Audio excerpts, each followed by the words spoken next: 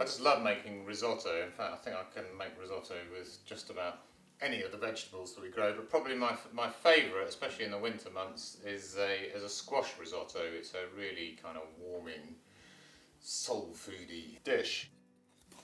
So you can use any sort of squash to make a squash risotto, or indeed the smaller, kind of drier pumpkins you can use, though they'll never be as good as a squash. To prepare them, peel them, cut them into rough chunks, and roast them with salt and pepper, and I like to use rosemary, plenty of rosemary and olive oil. Mix it all together into the oven, roast it until it softens. Chop an onion or two, fairly fine, and 2 or 3 sticks of celery. Sweat them in butter and a drop of oil for maybe 10 minutes until they soften. Then add risotto rice, stir that in fairly well so it gets well covered in the oil, so that's maybe 2-3 minutes. And then normally as you start adding the liquid, a splash of vermouth or white wine is good to start.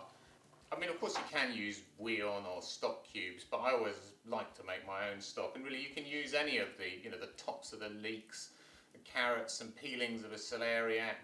If you've got a chicken carcass, that's great. If you're making a squash risotto and you've peeled out those the pith and the seeds from the centre, if you put that in and boil it, with the rest of the vegetables for an hour or so, that's going to make a great stock for your squash risotto. It's always good to have the stock more or less boiling next to your risotto, so you add hot to hot rather than, otherwise every time if you put a cold spoonful of stock in there, it's going to take the temperature right down.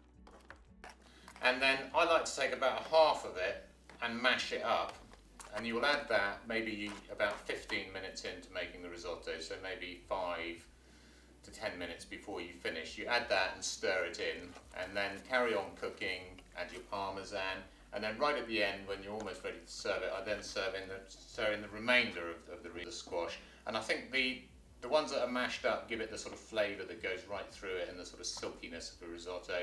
And then the chunks, they just give it more sort of texture and visual interest, I suppose. Anyway, that's how I like to serve it, and it is, I think, just the most wonderful risotto.